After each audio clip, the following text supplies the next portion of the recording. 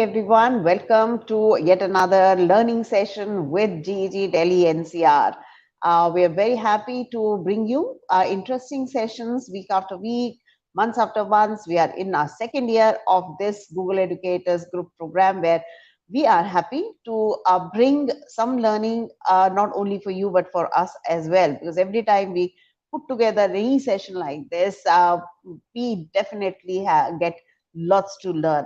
And so, welcome, and I do hope that you are going to join us, whether live or you're going to watch these sessions later, and you will enjoy the new, something old, maybe something that you have tried, something you've not tried earlier, but something which will make a difference in the way you are teaching and you are making your learning interesting in classrooms. So, I'm Sangeeta Gulati. I hope you have met me somewhere earlier. But if not, then I'm Sangeeta Gulati. I am the leader of GEG Delhi NCR. And with me, we have Vibha Puri. She is the Empower Captain. So, hi Vibha, how's it going? All good, all good. So happy to be back. And it's, as ma'am said, it's always there's something new to learn from. And yeah, really looking forward to this evening again. Yes, absolutely. And not only this evening, we are very busy right now, although, schools have reopened and we are back in school, not online. We are back into, meeting students face to face. Everybody is busy. And if you are in Delhi NCR, you know how hot and humid it is.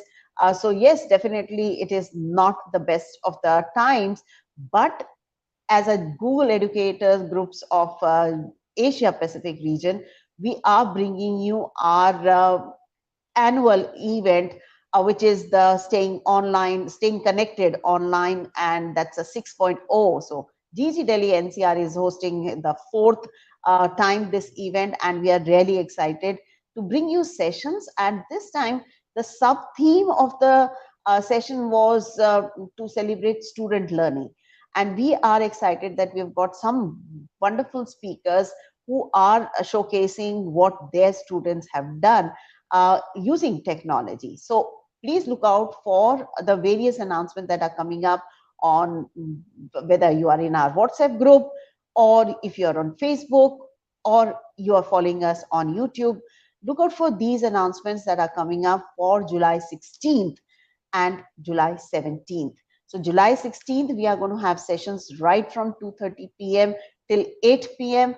And on July 17th, that is Sunday, we are going to start early, sometime 11 in morning, and we will go right up to 8 in evening. So it's going to be, again, exciting sessions. And you have seen how busy we keep you when we have these weekend events. I've known people who have attended all 12 or 13 of the sessions that we have hosted. And yes, you do get participation certificates as well from Google Educators Group of Asia Pacific.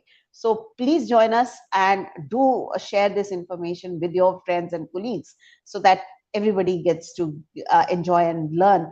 And of course, at the end, it's our students who get the benefit of what we learn. So shall we start today's session? And I am very, very excited and honored to bring you another special person who really is doing so much work and doing some exciting work. And welcome, Daren. It's really, really a pleasure to welcome you to GEG Delhi NCR. You can't believe how excited we all are. But yes, of course, Vibha is more excited to have you on the screen. So, Vibha, why don't you introduce Darren to all Yeah, our viewers?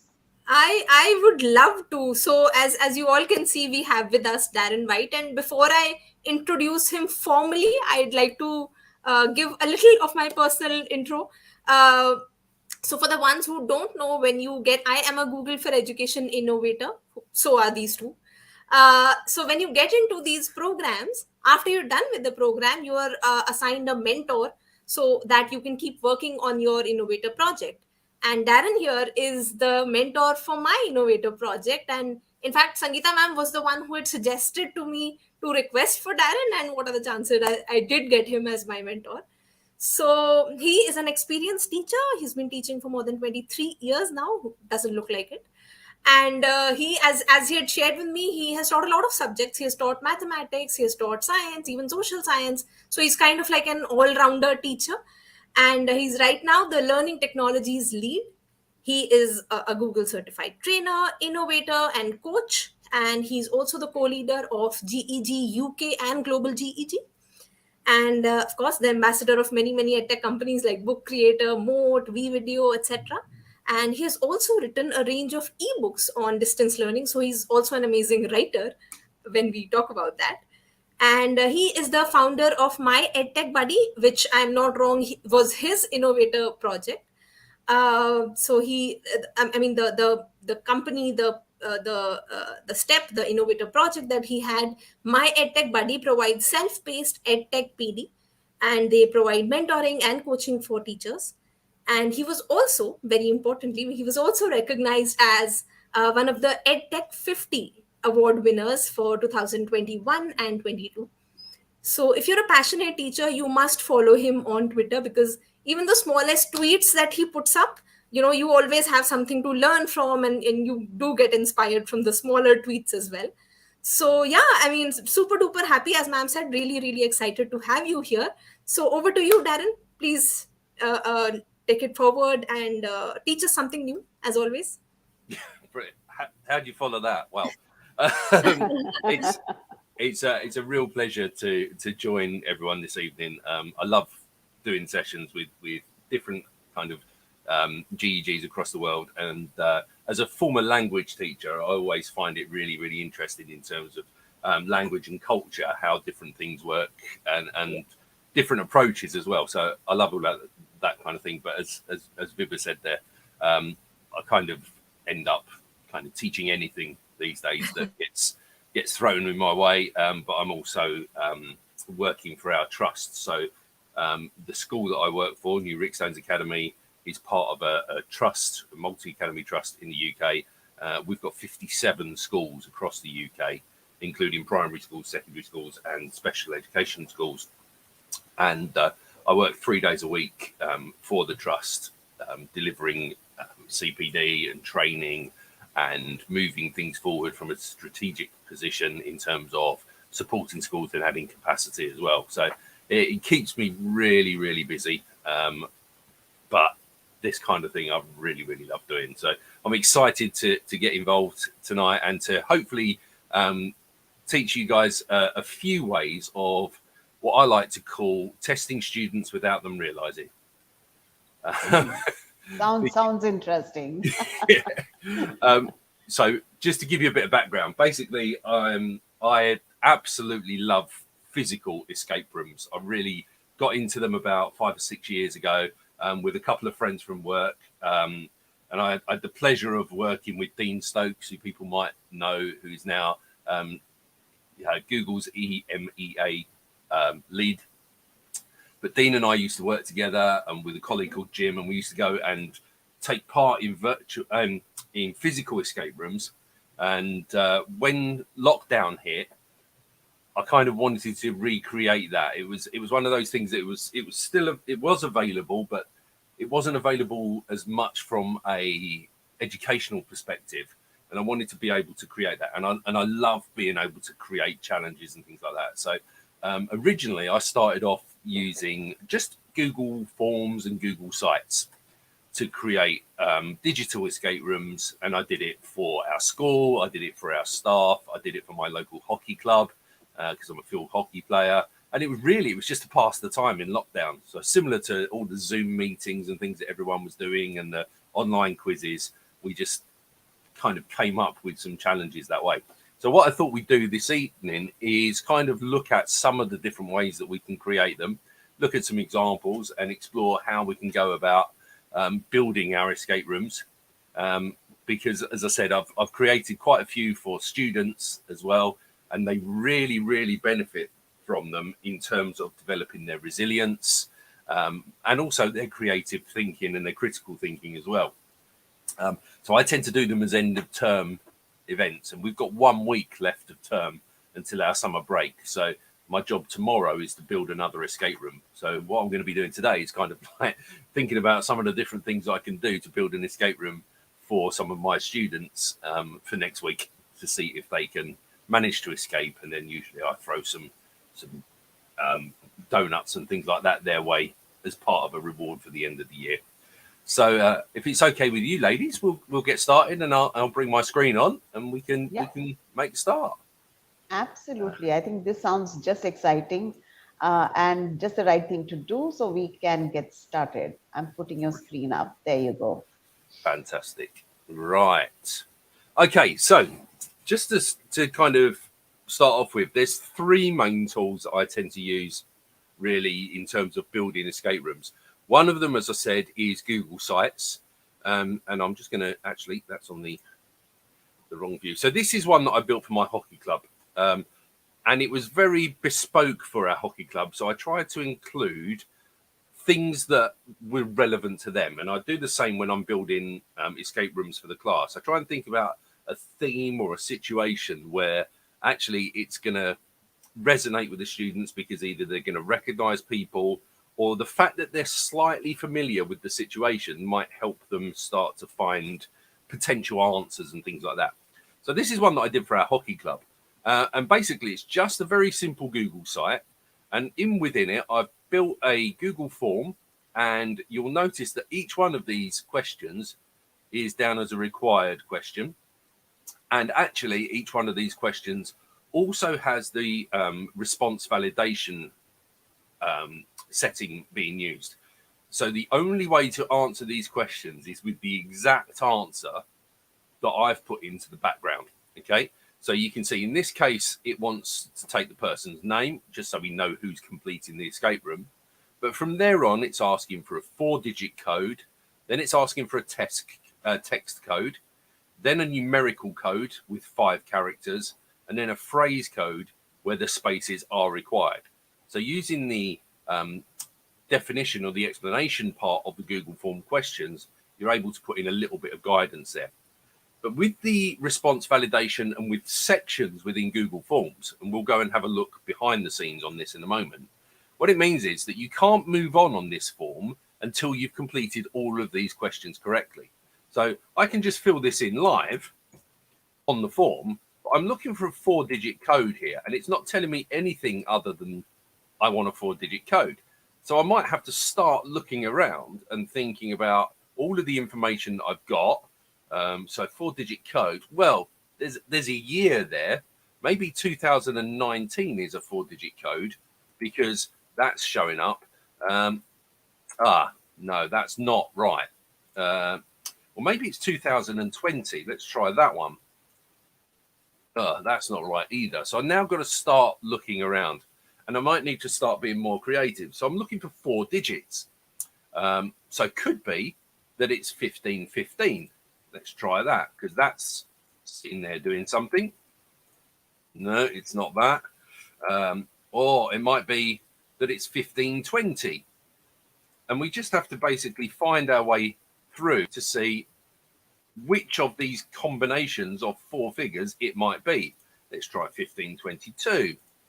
No, let's try 1523. No, it's not that either. This is quite difficult. Now, what I've done is on the page, I've got stage 2 here. So the students know that everything above here is going to be what they're going to need to use.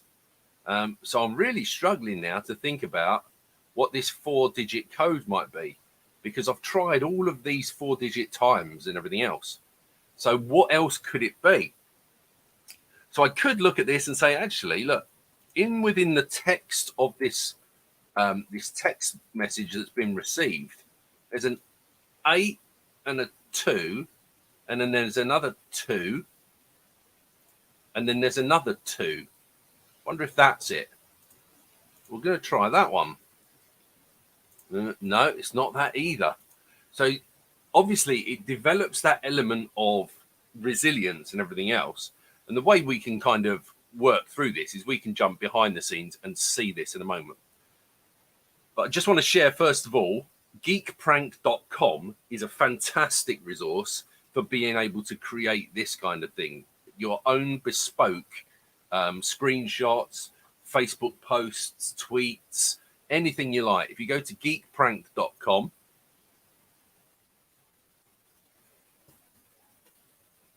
what you'll see is you get all sorts of options. So just agree there. So you can choose hacker, screenshot, you can have iOS, you can have Windows XP, 7, 10, you can have BIOS, all sorts of different options and things like that. So let's go for a screenshot. And it's going to open here. And now I can change the look of that. So if I want an Android phone, I can do it that way. If I want it as a tweet, I can do it this way. It's going to appear like a tweet. And I might say here,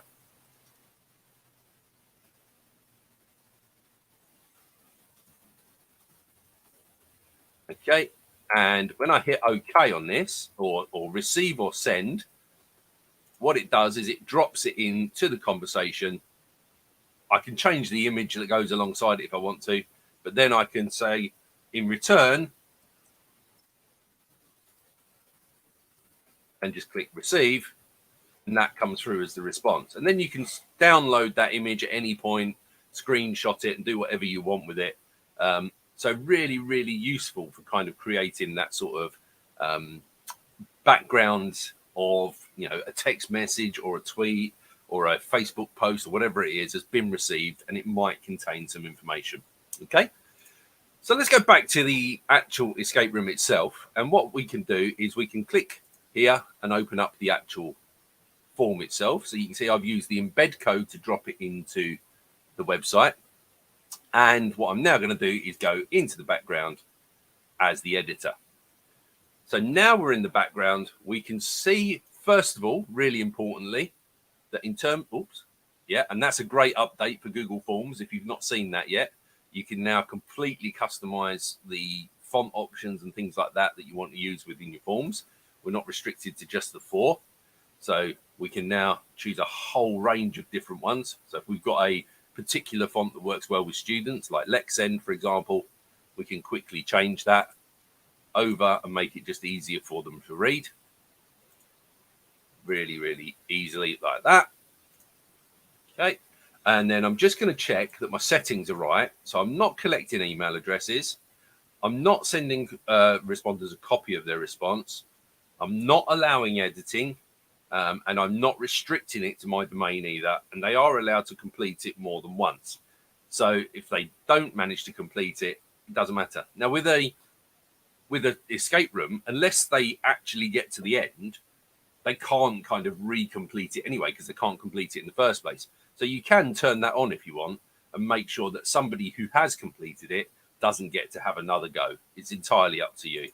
And then what you can do with the presentation part of this is you want to make sure that you're not shuffling the question order, because you probably will have a route that you want people to follow. My confirmation at the moment just says congratulations, you've done it. But you can edit that and put anything within this. So if you actually wanted the congratulations, you've completed phase 1 to lead on to a second part, you could always put the link in there to a separate website or a separate page that then becomes the part 2. So you've broken out of one room, but now you've got to break out of another. And you only get the link to that second part through your confirmation message of having completed the first. So it's really easy to just drop the URL in there. Okay. So the questions themselves, if we click on these, you can see that we've got a regular expression that matches 1920. And if it doesn't, if they don't put in 1920, then basically they're not going to be able to move forward. So if we go back and we look at this screen itself, 1920 doesn't seem to show anywhere there. So that might be something that I need to bear in mind. And it's always important when you complete something like this that you make sure your questions do actually fit with the answers. So in this case, actually 1920 is no good to me. And I need to change that around a little bit. So I'm going to change that question now to 1520. So all I'm going to do is just make sure that that's right. So it's going to accept 1520 and not anything else. Then we can go down to the text code, and that's going to be a friend of mine whose name is Robert Ward. That's got to be included, and we'll see why in a moment. And then for the numerical characters, it's 82222, which actually is one of the options we tried for one of the other questions earlier on. And then the passphrase, we're going to see, there we go. Oh, it's actually Witham hockey. There we go. So pretty straightforward. And then if they manage to finish all of those questions correctly, then they're going to be allowed to continue to this next section, which is phase 2. Okay. So if we go back to the escape room itself, we know now that this is going to be, and actually, let's just refresh that. So it picks up the new settings on the form. There we go. So we can see that the font has changed because we changed it to Lexend. So we now want this one to be 1520. Now it's not throwing up that error. Okay. The text code we said was going to be Robert Ward. And where that's come from is up here. So within this introductory bit, which is the bit that the students always forget to read. And I kind of did this from the point of view of making the point of how important it is to read the instructions on an exam paper before you get started, because so often they just jump straight to question 1 and don't read the instructions. So up the top here, we've got, can you solve all the clues left by the mastermind behind it all, Warder Bort, which is an anagram of Robert Ward, which was the name of the person that we wanted to include. Okay? And obviously people within my hockey club would hopefully recognize that. And you can do that with absolutely anything. We know the 5 characters were 8222. Okay, so we had the 8, the 2, the 2, and the 2. Oops, too many 2s in there. There we go. Oh, I know there's another 2. That's right. There we go. There's one in the green as well. And then the spaces are required there. We said Witham hockey. And now that I've got that, you'll see that the next is available. So now I can click through and it's loaded stage 2. And we've got a photo code required, another photo code required, a music lock where we've got to put in a song, and a first and surname as well. So very, very different. So we're going to scroll down to phase 2 now. So we've completed stage 1. We found this photo. Could it be a clue? We've got no idea why this is here. So I've just chucked random things in that appear completely random. These are some of my friends dressed up as the Spice Girls. Bless them. And there's also a song there. And it goes through into a final stage as well. So it's one of those things where this is really about observation more than anything else. So this particular one here, no idea. This is the England ladies hockey team having a chat with their coach at some point. And of course, the idea is that they start to look at this and go, okay, well, we've got a number 6, a 13, a 21, and a 10.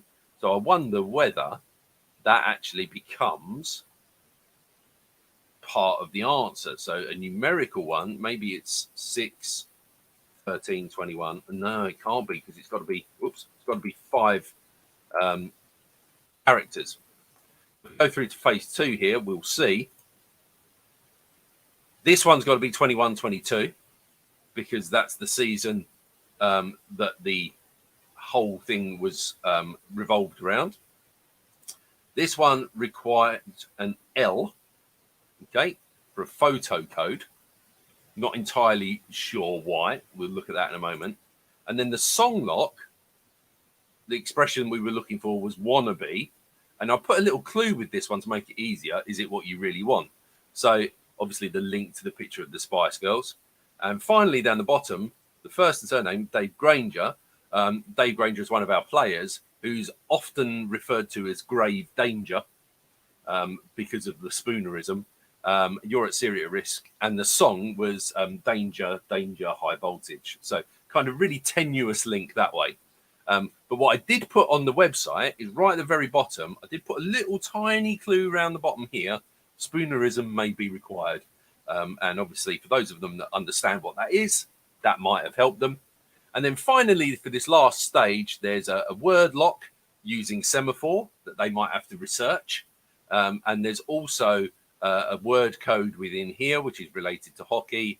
And finally, a code to finish it off. And when they've managed to do all of that, then they should be in a situation, they'll be in a situation where they finish in that last bit, and then it takes them through it and it says, congratulations, you finished. Now, the good thing about doing this in Google Forms, obviously, is that you can just drop anything you like into the Google site. You can have extra pages, you can have just a continual front single page, but you can embed your forms, you can use your questions through images and everything else, and you can even create images yourself if you want to. So one of the things that I tend to do quite often, aside from using things like this chat screenshot generator, I might also use something like Google Drawings. So I'm just going to open up Google Drawings, and I'll explain what I mean by that. There we go. Let's just jump in. New. And in this case, whoops, there we go. In this case, within my Google Drawings, all I want is to have something in there that's going to act as a clue. So I'm going to find a picture. So I'm going to insert an image from the web, because I don't particularly have one that I want to use. And I want this to be, let's say, for example, this is going to be something related to some chemistry or something like that. So I've got test tube here. Right. Let's use, just to make things a little bit simpler, let's use that. I'm going to drop that one in there. So say, for example, my theme was around sort of like scientists and maybe, heaven forbid, like a pandemic because of a chemical leak or something along those lines. What I might do with this is I might use these to hide certain things.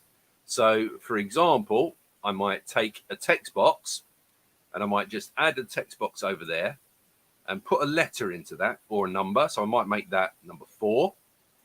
And what I would do is I'd make that slightly bigger. So it's a little bit easier to see. Actually, let's go fairly big there. And then what I'd do is I'd take that number and I'd change the color of the font to almost match what's going on here. So I have a really useful little extension, called Eyedropper, which will let me pick any color I want. So I'm going to pick a color. I'm going to pick that one. And that's now going to let me make that text, use that custom color. Go back to my eyedropper. I can just pick up the X code. Oh, it slowed down a little bit. Bear with me. There we go. So pick up that hex code, drop it in here. So that's now the same color, and you can see that it completely disappears. But what I might do is just slightly tweak that. So instead of having it exactly the same color, I might go back to that formula, go back to that custom, and instead of that, make it slightly different, slightly lighter or slightly darker. So I might just go like that. And the idea being that, you know, you have to be, you can just about see that 4 there. I'd do a similar thing with another one, maybe give it 3, 2, 1. And then I'd talk about the colors. So that might be a clue. So there might be a text clue where it mentions the 4 colors in a certain order. And that gives you the order that you've got to put in the numbers. So, for example, if in a piece of text, it talked about sort of red, orange, yellow, green, blue, pink, then the order would be yellow, green, blue, pink. And yellow might be number 1, green's number 4, blue might be number 3, pink might be number 6. That would be your 4-figure code. Because then you can just download this as a JPEG and just drop it into your site really easily. The good thing is you can also go back and change it at any point, which I like, because if students are working on this together and they start giving away clues to each other and things like that, you can always go in and just change it right at the last minute. So if somebody's intent on kind of showing off, I've worked it out, it's this or that, you can say, great, it was for you, but now that's changed. And it just throws that extra little curveball in for them. Okay, so that's another really good way of being able to do it. And then the other kind of clue that we used there was that music one. I just embedded the song, which is muted at the minute. But I've not embedded the whole video. So I've just taken from YouTube the part that I want to play. So I've just clicked on the YouTube video and copied the video URL at the current time. And that then is going to start that video at the key point that I want them to be listening. Okay, and then I copy that in as the link, and that way it always starts where I want it to. So I might have it starting at 1 minute 12 or 3 minutes 13, whatever it might like to be. Okay, so really easy from that point of view. And then with the Google drawings, of course, you can do the same thing with your photos. So if you don't want to use something like a stock photo, you can take your own photos and doctor those and do whatever you like with them. Okay, so that really is the basis behind it. And the key thing is to have a story or an idea or just a theme that you want to follow. But since I've been doing those, I then came across other tools that I really, really like using. So the first of these is ThingLink. So ThingLink is phenomenal as a tool. And this is an example I did for some of my students who were big Monty Python fans.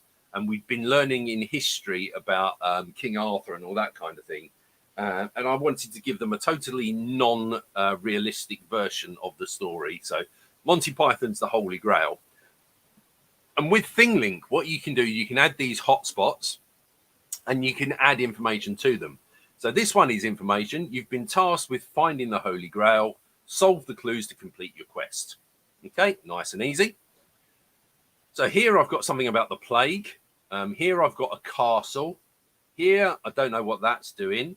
Let's click on that. Let's click there. That's where I've got to put my answers in. Gotcha. Right. Okay. So I might say to the students, if you come across a Google form while you're using the ThingLink, just pin that to the top of your screen so you don't close it and come back to it because that might be useful later on. Let's close a few windows actually. So we go back to the ThingLink and say, right, I haven't got any answers yet, but that's where I'm going to put them. Begin your quest. Okay, well, let's start. And what this is doing is it's taking me through to another picture in another scene. And here I've got King Arthur. That's his horse, if you haven't seen it. And I've got a sound clip that I've included. 2/3 majority in the case of all measures. I order you to be quiet. Order everything, please. I'm your king. What? So a very famous clip from the film. And that gives away some information that will be needed to be used to move on to the next screen because you're able to put in conditional transfer or transition. So if I click here to go to Camelot,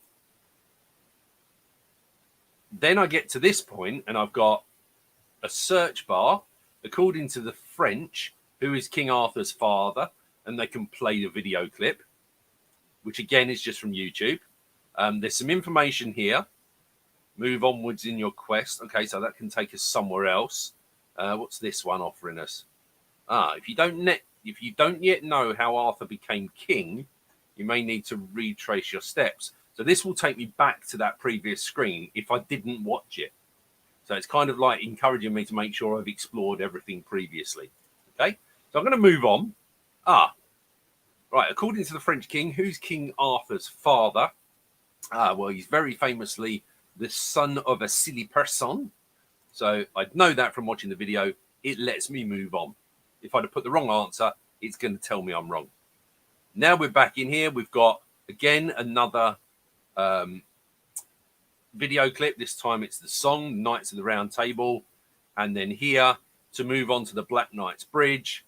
Again, what do they eat a lot of at Camelot? They eat a lot of Camelot. Is it jam? No. Is it spam? Is it ham? No, it's all of these. Okay, so they eat all of those things. Then we've got the Black Knight. Again, we can click on this. Yourself worthy. Will you join me? You can read so that's just a short GIF. This lets them read the tale. So be it. Come at it. None shall pass. What?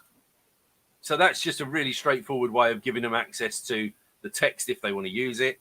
Then they move onwards. Which arm does the Black Knight lose first? Is it the right or the left? It's the left one.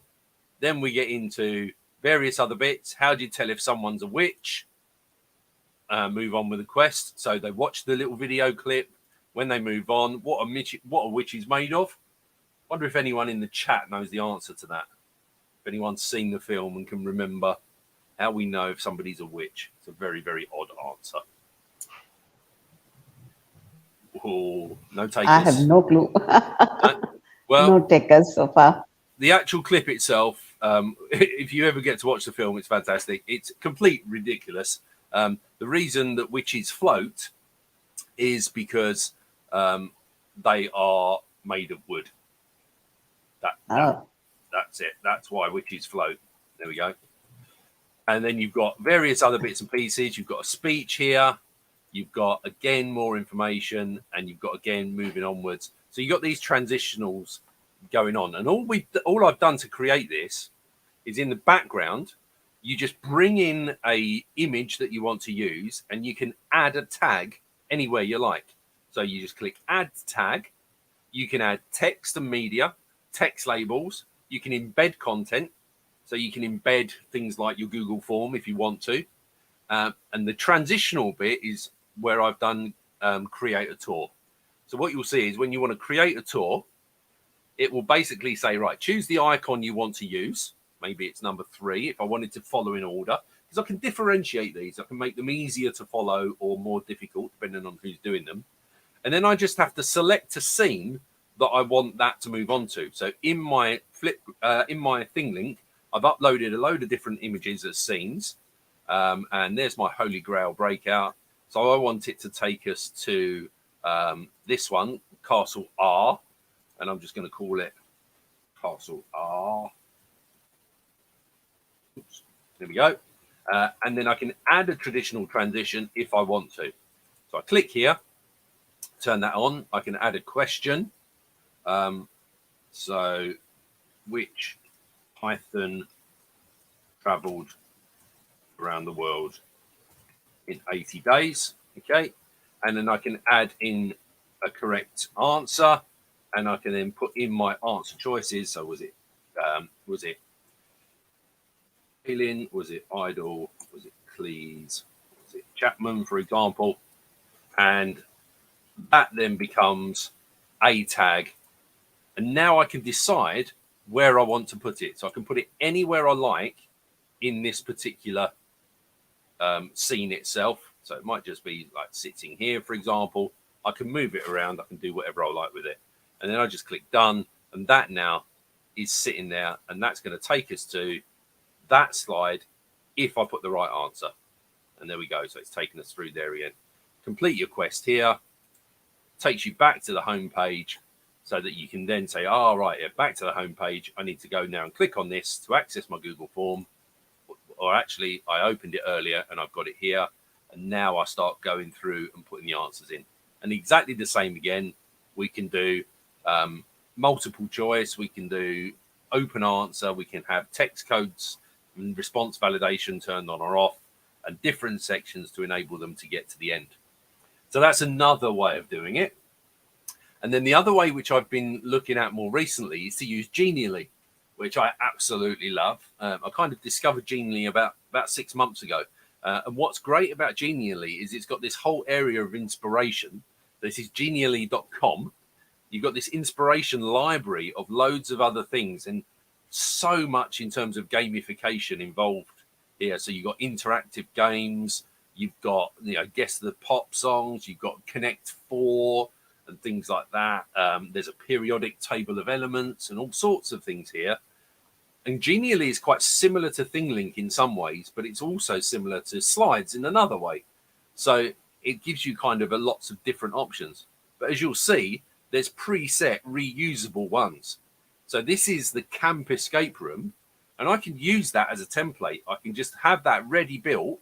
So it's got all these little images in it and everything else that are all kind of dynamic and everything else. I can start playing with it before I want to use it. So if I click start on this, I've got to get all of the badges to complete the room. Okay. And that's a lovely way to scaffold a series of learning. So I click on this one, the guitar one. This is 1 of 5. If you want to throw out something, you should put it in the blue bin. So this is obviously relating to an example that a class has been working with. So I'm going to guess at paper and cardboard. Oh, there you go. Blue container collects the paper and cardboard they want to throw away. Okay, go next. Now I'm on to 2 out of 5. Something recycle and reuse. That's got to be reduce, I reckon. Yeah, okay. Then we move on. Something takes hundreds of years. Let's say glass. Ah, I've got to try again because it was incorrect. And all this is really doing is it's working just like a Google slide. If I click this one, it's taking me to a slide that says incorrect. Go back. If I click this one, it's moving me on to the next slide that's got the question on. But it just feels that much nicer. Okay. And you can have that extra information cropping up. To recycle, you have to separate, let's say. And the 5th one of this one, organic waste is recycled in the green. Oh, no. Oh, it must be brown then. There we go, brown. And then we go next, and that's taken us through. We've completed our first badge.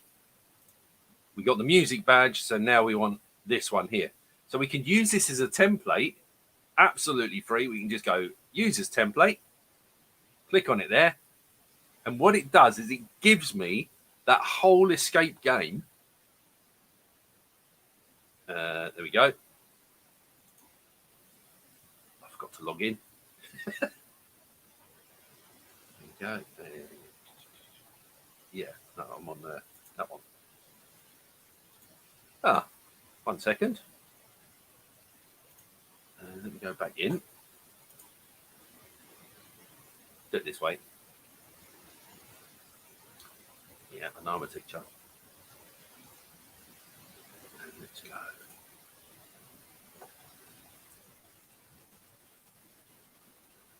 This way. And I should get the option. There we go. There's my dashboard. So I can go to inspiration now. I can find that escape room. And there's all sorts of different contributors there. Find that escape room, which is reusable. Use as a template. There we go. Oh, it's not letting me do it. I'll tell you what, let's take that.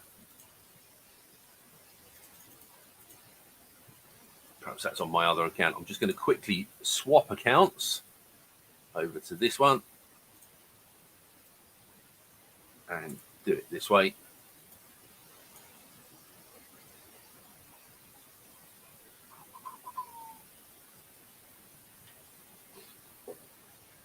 And even with the free option, I think there are lots of templates. Yeah, there are. Which, anyone can use. Yeah. There's so much to explore in Genially. Let me just go back in this way. No worries, no worries. Going that way. Here we go. Right, so go back to the dashboard. Go into the inspiration. And you can see I've got different folders set up for different subjects. I've got maths, Geniallys, and things like that. I just use for general lessons. But then you've also got the ability to be able to do so much more with it. And it's really nice. It's really dynamic. So reusable. So click there. And use as a template.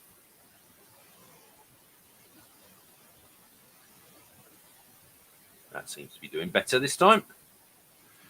Now, it might take a little while to just load up, but you'll see why when we get into it. Because basically it's loading you this template, which is ready done for you. It's almost there.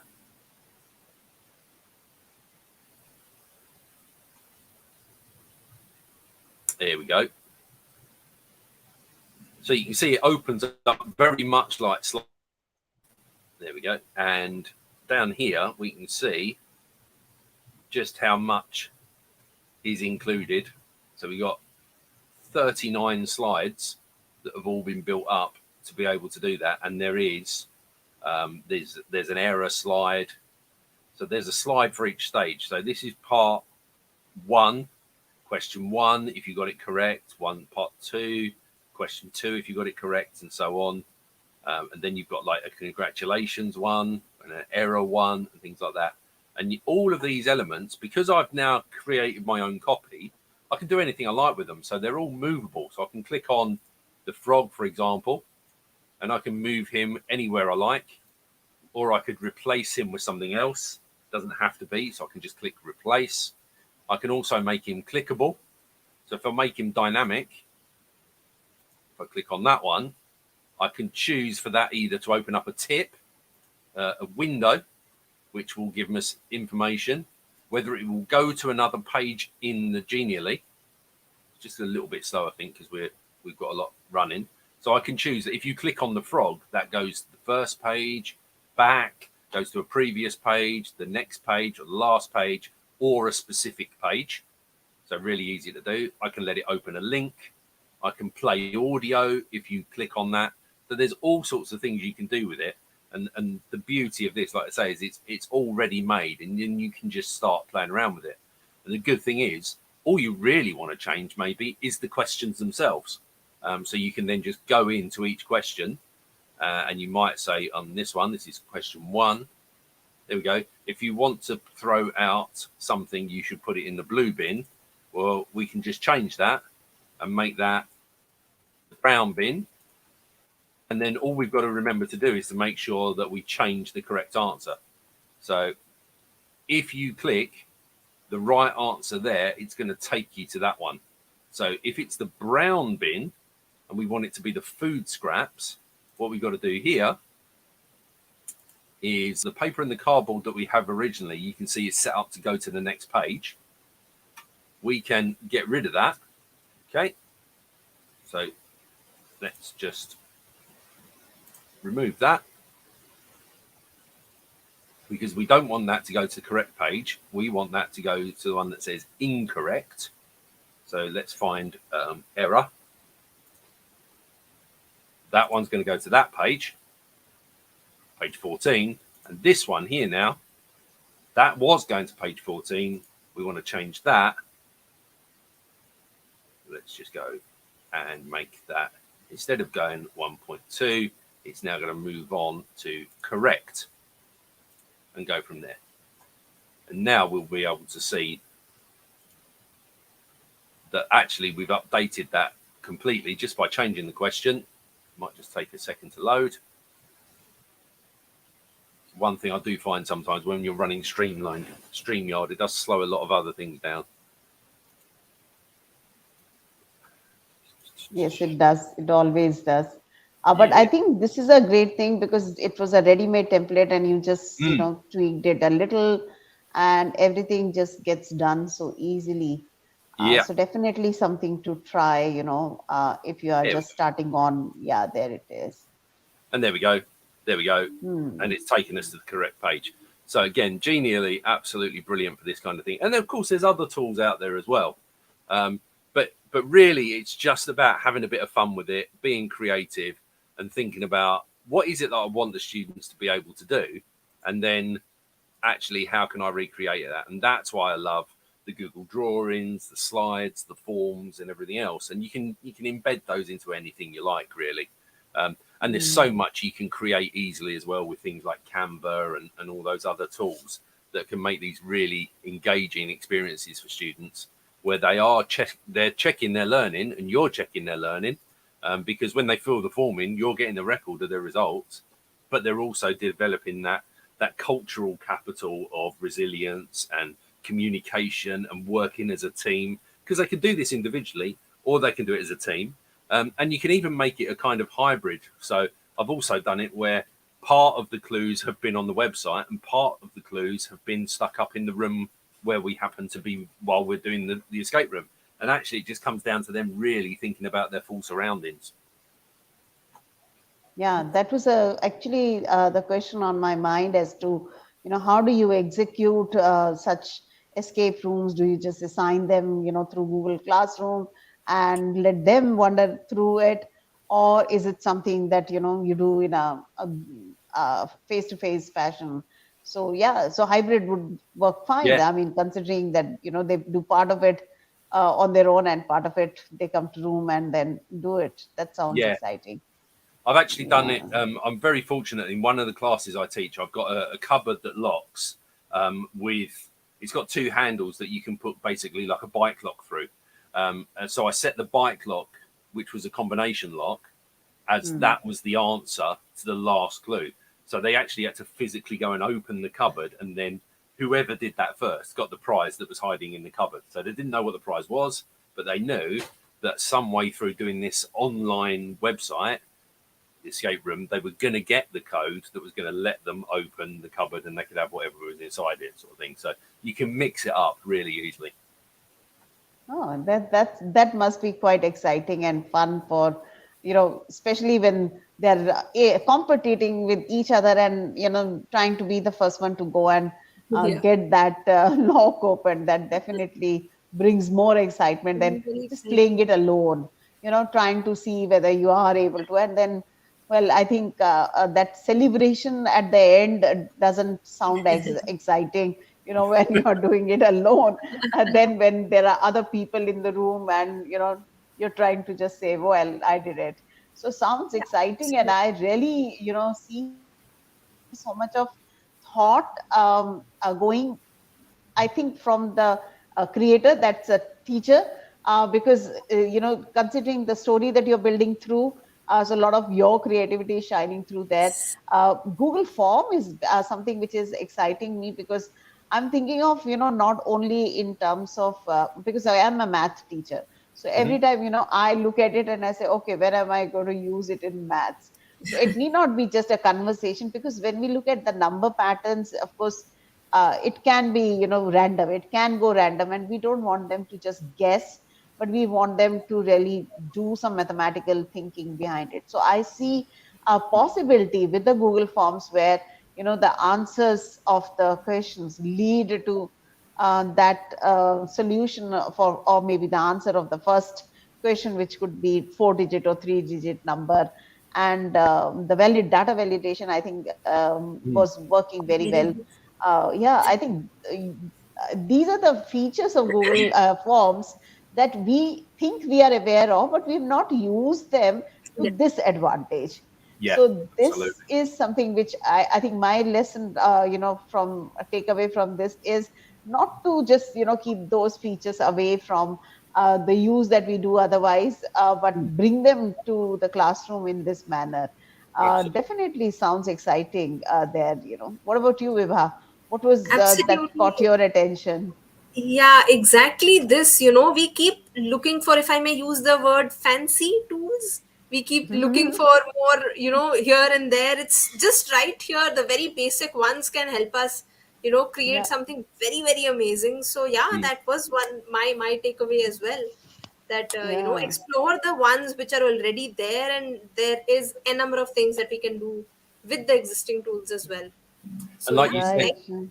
like you said, Sangeeta, as well, from the maths perspective, just even if not part of an escape room, but just part of your general classroom, with the data validation, you can also accept answer within a range. So if you wanted to do sort of estimation and things like that, you can set your form to accept a number between 14 and between, yes, 15,000 sort of thing, and that yeah. will be accepted. So it doesn't have to be specific either. You can play around with it a lot. And of course, you can use Equatio within Google Forms as well now. Yeah, So the which student is a major can do blessing. the Yeah, they can do the maths within the form as well.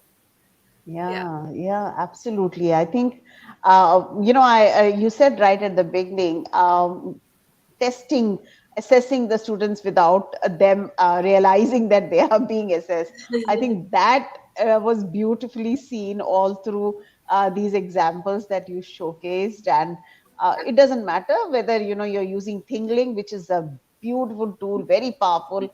And I think the recent updates in Tingling has made it much more powerful than what it was, a few years back. So yes, I think they are there for us to go and explore. Genially has a ready-made template. What more do we need?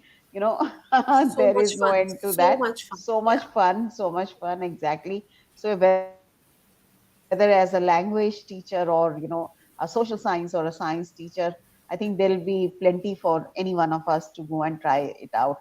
At the same time, I think also because it's all about hyperlinking, the right one with the so you will find something on Google Slides, Yep.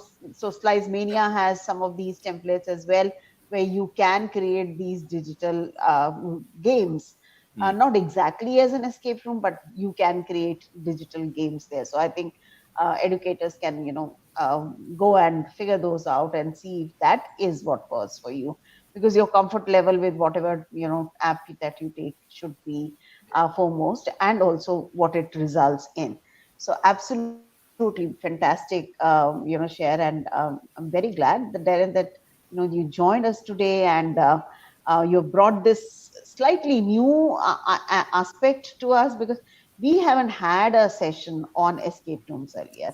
So I am grateful. I hope that our viewers will may not be present right now, but if you watch this recording later, try these ideas, right, starting with those emulators, which would create those WhatsApp kind of a conversation for you, and how that works in. I mean, there's so many ideas that you can try. So I would urge, all our viewers who are watching right now, or who are going to watch this recording later, to try these ideas out. And yes, please do let us know how it works for you. And as I shared earlier, Darren is a person to definitely follow on Twitter. So if you are not doing that, then do it, because you will gain from all the share that happens on Twitter space. So definitely go and do that, so that we all grow together, and we all learn and benefit from this share. So thank you so very much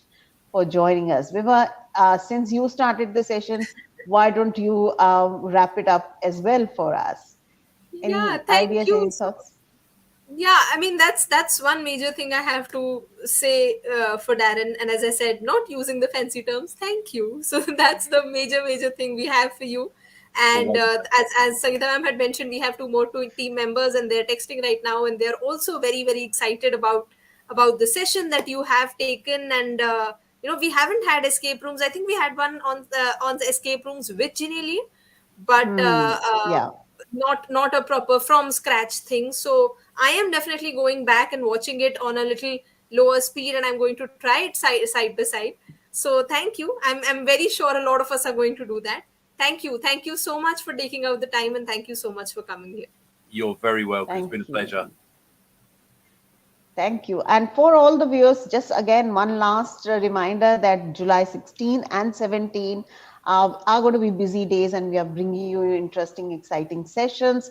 So look out for all the announcements, and join us, because we are, as we said earlier, ready to celebrate student learning. So some of our speakers are bringing even their, students on this stage to showcase how the students have benefited using various forms of technology. So I'm very excited about that, and we are really looking ahead to this Google Educators groups of Asia Pacific celebrating the Staying Connected Online 6.0 coming up this weekend. And of course, there are going to be sessions in other languages as well, and we will be sharing links of those. Go ahead and try them out, join live or follow the recording, thanks to StreamYard and YouTube and all these things that we have.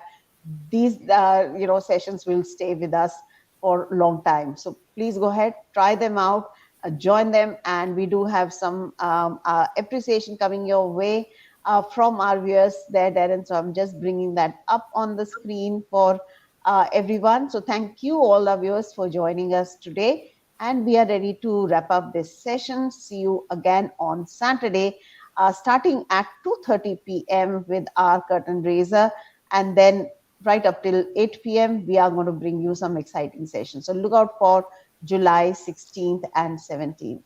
Thank you, everyone, and thank you, Darren, for coming to this show. And we will look forward to learning more from you in future.